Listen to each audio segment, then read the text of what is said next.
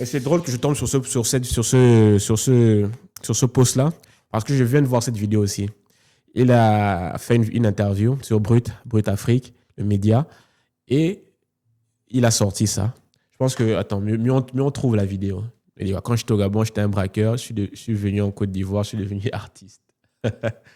Le gars, il sait comment nous embêter. Attends, je cherche Brut, l'oiseau rare. On trouve la vidéo là. Et je pense que c'est celle-là.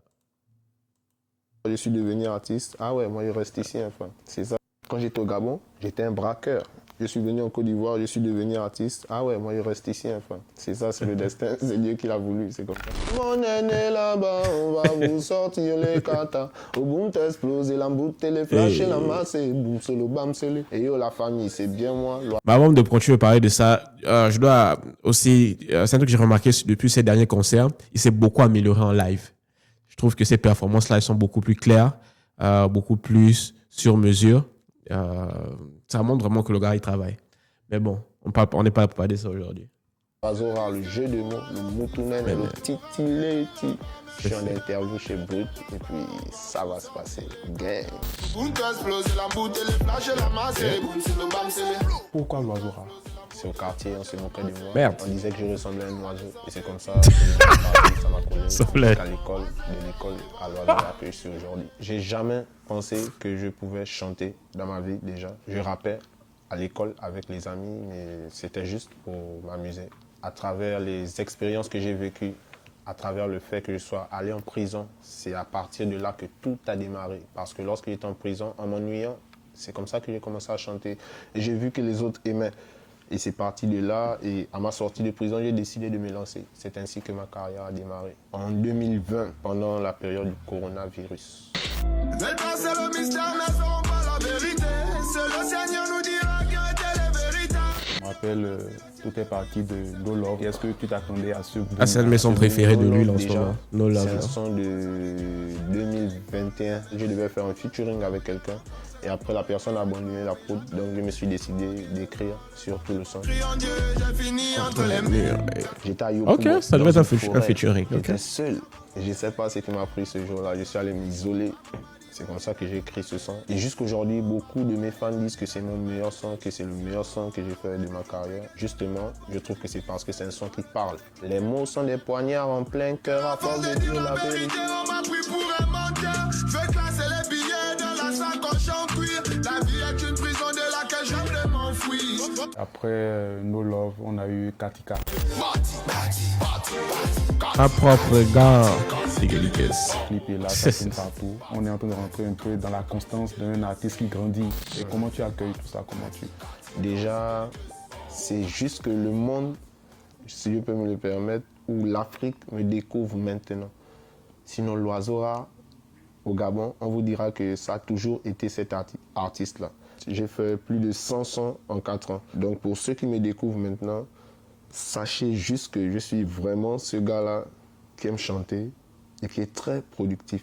C'est pas faux, c'est pas faux. Je joue pas avec la musique. C'est la seule chose que j'ai dans ma vie en ce moment. Au fait, c'est très difficile d'haïr le petit là. C'est très difficile de se dire, de l'écouter et puis rester. Même s'il dit quelque chose d'aussi vil que ce qu'il vient de dire là. Moi, je trouve que c'est plus... Bon, c'est pas vraiment vil. Je dirais que c'est plus maladroit. C'est maladroit parce que je pense pas du moins, peut-être que je me trompe, mais je ne pense pas qu'il y ait de la malice dans ce qu'il a dit par rapport au Gabon et la Côte d'Ivoire. Mais bon, on termine. On va voir aussi qu'est-ce qu'on lui a posé comme question. Moi, je viens du qui Gabon, a nécessité une telle réponse. J'ai grandi au Gabon, ma terre natale, mes parents vivent au Gabon depuis des années. Et mon arrivée en Côte d'Ivoire, je me suis juste mis en tête que j'étais un jeune qui devait se chercher. Donc en Côte d'Ivoire, pour moi, j'étais, on va dire, comme en aventure. J'ai personne ici.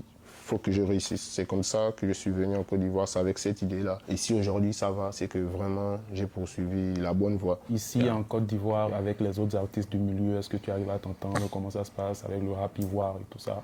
Je ne suis pas quelqu'un qui va se vendre, c'est-à-dire je ne vais pas venir dire ce que je fais. S'il n'y a pas quelqu'un qui va dire, par exemple, à quelqu'un d'autre, moi, je n'ai pas besoin de parler. Si tu connais, c'est bon, si tu ne connais pas.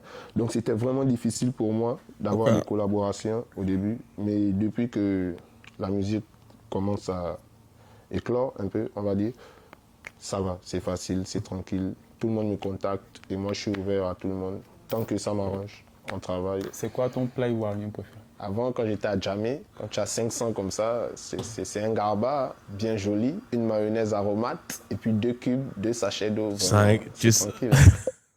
C'est un gars qui est habitué au café, quoi. Ok.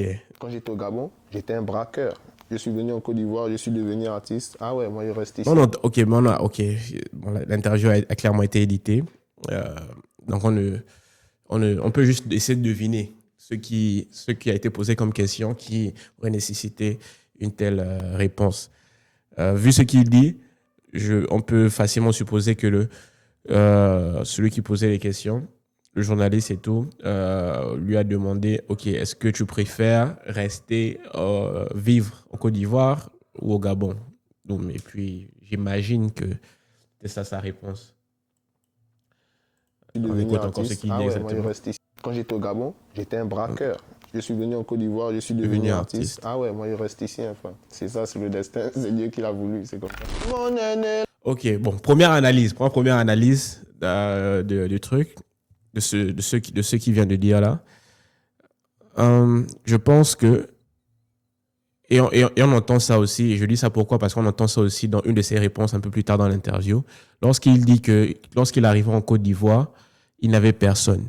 Il devait réussir. Il n'avait que ça. Il a choisi la musique et il n'avait que ça. Il n'a que ça même jusqu'à aujourd'hui.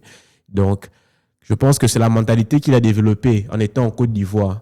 La discipline aussi qu'il a obtenue parce qu'il était en Côte d'Ivoire, parce qu'il était seul, parce qu'il était éloigné de ses parents, de sa famille, tout ça là.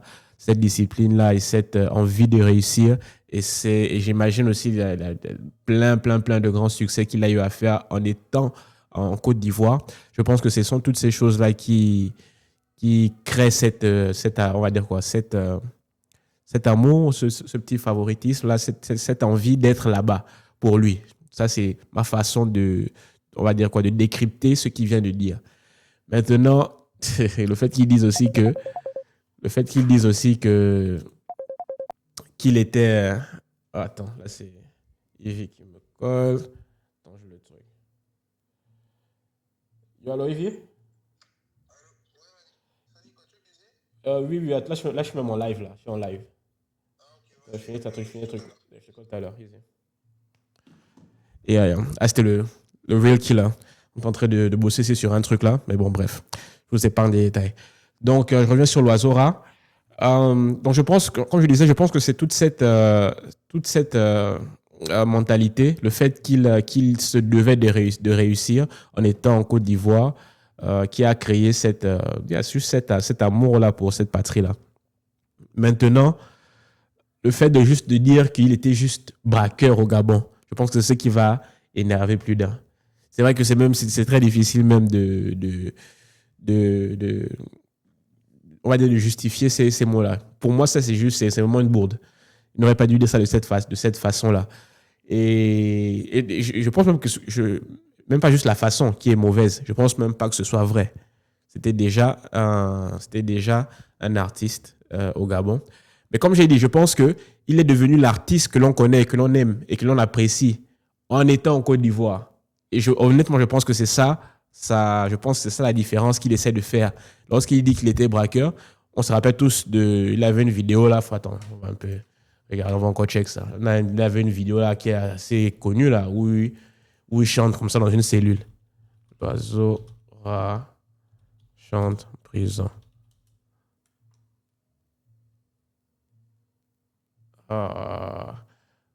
Ces vidéos là aussi. Qu'est-ce que t'aimes lui? Est-ce que c'était ça?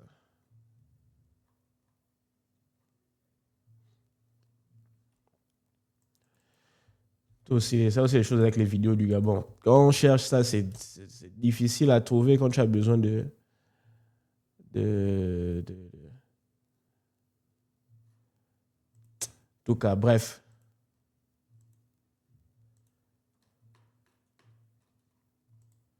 Regardons juste cette vidéo-là. Salam alaikum à tous les confinés, toutes les confitures. Casse les bang, bang, bang. Tu me sors la lame et je wake up. Il vient de loin. Je marche avec mon showtime, je fuck up. Le bras Ok, la vidéo a été postée pendant le confinement. Loiseau Rare, le petit rang du Mapan, l'artiste du confinement. Signé chez Street Culture. S'il te plaît, arrête de faire le Congo, ça. Tu sais que tu ne gagneras pas. Si je sors mon showtime, tu ne gagneras pas. Durant ma sortie, la lamo. L'hôtel m'a sorti la lamo, yeah. Maintenant, c'est la... Yeah. Donc, en gros, c'est plus, je pense que c'est ce qui veut dire que lorsqu'il était au Gabon, c'était ce à quoi il ressemblait. C'était ça. Oui, il chantait déjà, mais il n'était pas encore artiste, il ne connaissait pas encore le business, il n'était pas encore discipliné, il n'avait pas les atouts, ce qu'il fallait pour percer, justement. Je pense qu'il a développé ces qualités-là en étant en Côte d'Ivoire. Je pense que c'est ce qu'il veut dire par le fait qu'il était braqueur au Gabon. Et il est devenu artiste en Côte d'Ivoire. Il fait la nuance. Du moins, c'est ce que je retiens. Attends, on écoute encore un peu. C'est un de ses freestyles 2021. Coucou, salut la famille. Comment ça va? Salam à vous. Salam à tous les pasteurs. Donc, du coup, je suis venu vous parler de mon nouveau hit qui sortira d'ici le mois d'avril, Inch'Allah, intitulé Chakala. Mais pour l'instant, abonnez-vous d'abord sur les pages Loiseau Rare, 8G+, que ce soit sur YouTube ou Facebook. Et puis, on va d'abord freestyler. Après, on va un peu parler de la chose. Pour l'instant, tour dans le Mapan. Au moment où ça bam, au moment où ça coupe le chat, au moment où ça sort la lame, au moment où ça nonga, au moment où ça terme et ça bouga, au moment où la barque atterrit, pendant que ça nous tire dessus dans les petits paris, pendant que l'on se marche dessus, au moment où on disparaît, tous les petits valident. Arrête de jouer au super. Mais sinon, il a toujours eu une très bonne plume, Loiseau Rare. Ça, pour ça, on ne peut pas nier. Il a toujours eu une super plume. Il parlait avec ses thèmes de prédilection, ceux qui connaissaient, la rue, les sociétés parlaient aussi d'Enga de temps en temps, mais c'était principalement la rue, les choses de la rue, et du Mapan et tout ça là. Mais si tu écoutais, tu pouvais sentir une technique, quelqu'un qui était à l'aise avec les mots. C'est un peu comme, on va un peu dire, un lyriciste comme, par exemple, moi j'appelle Lil Wayne, le rappeur américain Lil Wayne, lyriciste. Mais c'est beaucoup de rappeurs un peu old school ne vont pas forcément le voir de la sorte parce que lui, son thème de prédilection, c'est, je n'aime pas vous dire ça, en tout cas, c'est le vagin, on va dire ça comme ça. C'est la femme, c'est les parties intimes. Il a peut-être 1 million de punchlines avec, en parlant juste des parties intimes de la femme. Et c'est ça son thème de prédilection, mais il réussira à imaginer, à imager de façon très, très, très originale le même thème sur plusieurs textes différents. Donc, je pense que c'est un peu ce que Loiseau Rare aussi fait. C'est un gars qui est principalement sur les choses du Mapan, les choses du Ngembe, un peu, on va dire, un peu la violence aussi, parce que c'est quelque chose que l'on voit, que l'on vit dans le Mapan. Donc, ce sont ces thèmes-là. Et c'est peut-être aussi pour ça que beaucoup aussi de OG ont toujours voulu négliger sa plume, négliger son art, parce qu'on se dit que c'est de la musique de voyous, la musique de brigands. Mais en vérité, quand tu essaies d'être objectif, tu ne laisses pas tes sentiments par rapport à la personne biaiser ton analyse. Tu te rends compte que le gars, il a une très, très, très bonne plume. Il fait partie clairement de cette génération-là, de l'un des meilleurs dans l'exercice. Et, pardon. Et pour revenir toujours à cette phrase-là. Quand j'étais au Gabon, j'étais un braqueur. Je suis venu en Côte d'Ivoire, je suis devenu artiste. Ah ouais, moi, je reste ici, enfin. C'est ça, c'est le destin. C'est Dieu qui l'a voulu. Yeah. Non, honnêtement, je pense que je suis, on va dire, sûr à 80% que c'est ça l'analyse. Il n'essaie pas de dénigrer le Gabon en mode que je ne veux pas vivre au Gabon. Non, il dit que, je pense, du moins, comme je dis, ça c'est ce que je prends en lisant entre les lignes. Je pense qu'il dit que j'étais au Gabon, je chantais déjà, mais je vivais comme un bandit. Je suis venu en Côte d'Ivoire. L'environnement de là-bas, les circonstances, le fait qu'il soit seul, le fait qu'il soit loin de sa famille, lui ont permis de développer ces aptitudes-là qui font de grands artistes. Discipline, probablement le fait aussi d'enregistrer plus, d'être plus prolifique, plus productif. Je pense que c'est ces atouts-là qui ont fait de lui le grand artiste qu'est Loiseau Rare aujourd'hui. il les a développés en étant en Côte d'Ivoire.